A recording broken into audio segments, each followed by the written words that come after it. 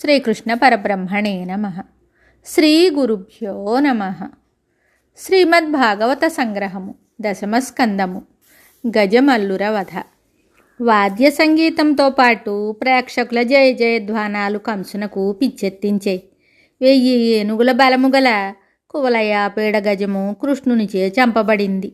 సాటిలేని జగత్ప్రసిద్ధులైన మల్లులు ఆ గొల్ల పిల్లల చేత చంపబడ్డారు. కృష్ణుని చంపించాలనే తన వ్యూహము వమ్మైపోయింది. కంసుడు కృష్ణుని మొదటిసారిగా చూశాడు.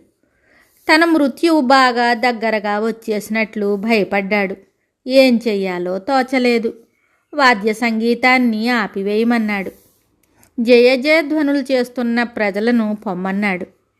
పిచ్చిగా ఇలా కేకలు వేశాడు. ఈ వసుదేవపుత్రులను దూరంగా తరిమివేయండి. నందుని బంధించి వేసి కారాగారంలో పడవేయండి. గొల్లల ఆస్తులను స్వాధీనం చేసుకోండి. మోసగాడైన వసుదేవుని చంపేయండి. శత్రుపక్షపాతి అయిన నా తండ్రి ఉగ్రసేనును కూడా విడిచిపెట్టవద్దు, చంపండి అని ఆజ్ఞాపించాడు. ఈ విధంగా రెచ్చిపోయి వాగుతున్న కంసుని వద్దకు శ్రీకృష్ణుడు సింహములాగా లంఘించాడు. మృత్యువే వచ్చి మీద పడినట్లు భయంతో వణికిపోయాడు కంసుడు. సింహాసనం మీద నుంచి లేచిపోయి అలవాటు ప్రకారం కత్తి దూశాడు, కానీ దానిని ఉపయోగించలేకపోయాడు. గరుడు సర్పాన్ని పట్టుకున్నట్లు కృష్ణుడు కంసుణ్ణి పట్టుకున్నాడు. జుట్టు పట్టుకొనగా వాని కిరీటం నేలబడి పొదగబడిన మణులన్నీ చెల్లాచెదురుగా రాలిపోయాయి. అప్పటికే భయంతో కంసునకు సగం ప్రాణాలు పోయాయి. కృష్ణుడు వానిని క్రింద పడవేసి జుట్టు పట్టుకుని ఎత్తైన మంచె నుండి మల్లరంగస్థలమునకు ఈడ్చుకొని వెళ్ళి నేల పడవేసి గుండెల మీదెక్కి కూర్చునేసరికి మిగిలిన ప్రాణాలు కూడా పోయాయి. భయంతో బిగుసుకుని చచ్చాడు కంసుడు.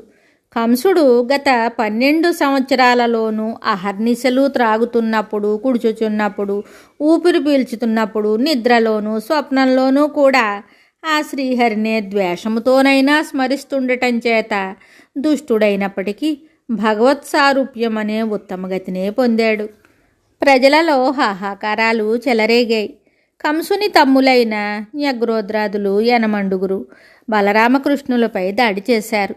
బలరాముడు వారందరినీ తన ఇనుపగుదియ వంటి ఆయుధముతో హతమార్చాడు. నారద మహర్షి నారాయణ నామం చెప్తూ నాట్యం చేశాడు. బ్రహ్మరుద్రాది దేవతలు శ్రీకృష్ణ స్తోత్రాలు చేస్తూ పుష్పవృష్టి కురిపించారు. కంసాది సోదరుల భార్యలు రోదిస్తూ మల్లరంగములో పడి ఉన్న తమ భర్తల శరీరాలపై పడ్డారు. కంసుని భార్యలు ఇలా విలపించారు.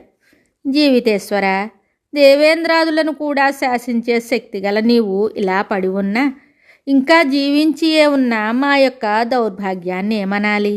ప్రాణేశ్వర, నీవు చేసిన ప్రాణిహింసయే చివరికి నీ ప్రాణాలను హరించి వేసిందా స్వామి? గోపాలకృష్ణుని చంపడానికి నీచే పంపబడిన వారందరూ అతని చేతిలో తామే చంపబడినప్పుడు నీకు పండితులు ప్రబోధించలేదా? వైరము మాని ఆ శ్రీహరి శరణు పొందమని. అలా చేస్తే ఈ స్థితి వచ్చి ఉండేదా అని పలు విధాల శోకిస్తున్న స్త్రీలను ఓదార్చి మృతులకు అంత్య సంస్కారాలను జరిపించమని శ్రీకృష్ణుడు చెప్పాడు. శ్రీకృష్ణుడు అన్నతో కలిసి వెళ్ళి తల్లిదండ్రులైన దేవకి వసుదేవులను చెరసాల నుండి విడిపించి వారి పాదాలకు నమస్కరించాడు. వారి ఆనందానికి మేరలేదు. ఈ బిడ్డలు సామాన్య మానవులు కారు, లోకాలకు ప్రభువులు అని వారు అనుకుంటూ ఉండగా స్వామి వారిపై విష్ణుమాయను ప్రయోగించి పుత్ర వ్యామోహాన్ని కలుగజేసి ఇలా అన్నాడు. జననీ జనకులారా, మీరు మమ్ము కన్నారే గాని కంసుని వలన భయము చేత మా యొక్క బాల్య కౌమార దశలలో మా లాలన పాలన పోషణ చేయలేకపోయారు. మాకు కూడా మీ ప్రేమను పొందే అదృష్టం లేకపోయింది. సకల పురుషార్థాలను సాధించడానికి ఉపయోగపడే శరీరాన్నిచ్చిన తల్లిదండ్రుల రుణాన్ని 100 ఏండ్లకైనా తీర్చుకొనలేము కదా.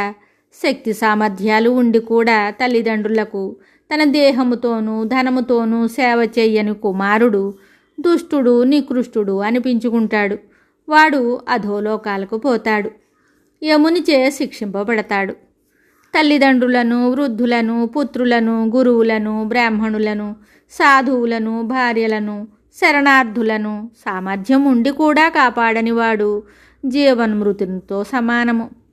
మా కారణంగా కంసుడు మిమ్మల్ని చెరసాలలో బంధించి బాధలకు గురి చేస్తుంటే మేము ఏమీ చెయ్యలేక ఊరుకున్నందుకు మమ్మల్ని క్షమించండి అని మాయామానుష విగ్రహుడైన శ్రీకృష్ణుడు చెప్పగా, దేవకి వసుదేవులు మిక్కిలి మోహము చెంది పుత్రులను కౌగలించుకొని ఒడిలో కూర్చుండబెట్టుకొని కన్నీళ్లతో వారి శిరస్సులను తడిపారు.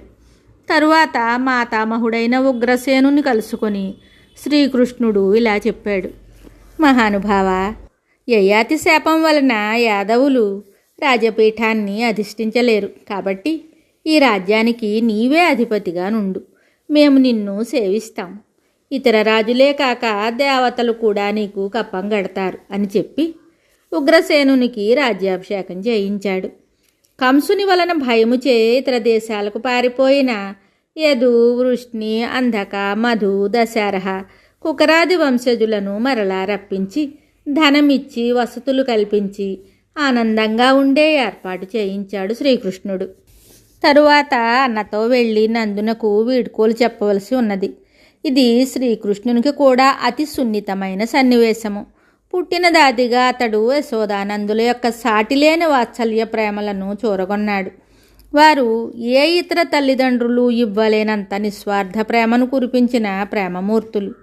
కృష్ణుని తోడిదే తమ ప్రపంచముగా జీవించిన పుణ్యమూర్తులు వారు.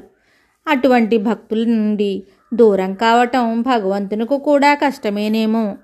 నందునితో కృష్ణుడు ఇలా అన్నాడు: తండ్రి, మేము తల్లిని చూడలేదు, తండ్రిని చూడలేదు. యశోదమ్మ, నీవు మాత్రమే మా తల్లి తండ్రి అంటూ ఇన్నాళ్ళు ఉన్నాము. ఈ విధంగా సద్ధర్మాలతో, ఉత్తమ సంస్కారాలతో ఇదివరకు ఏ తల్లిదండ్రులు మీరు తప్ప బిడ్డలను పెంచారు? నీ యొక్క సజ్జనత్వం వలననే కదా తండ్రి, వయస్సుకు తగ్గ లీలలతో మేము ఇంతవారం కాగలిగాము. ఇక్కడి బంధువులను కొన్నాళ్ళు సంతోషపెట్టి మేము గోకులం వస్తామని అమ్మకు అందరికీ చెప్పు. మీరంతా మాకిచ్చిన ప్రేమాదరాభిమానాలను మేమెక్కడున్నా మరువలేము అని చెప్పి ఆదరంతో కౌగలించుకుని పాద నమస్కారం చేశాడు.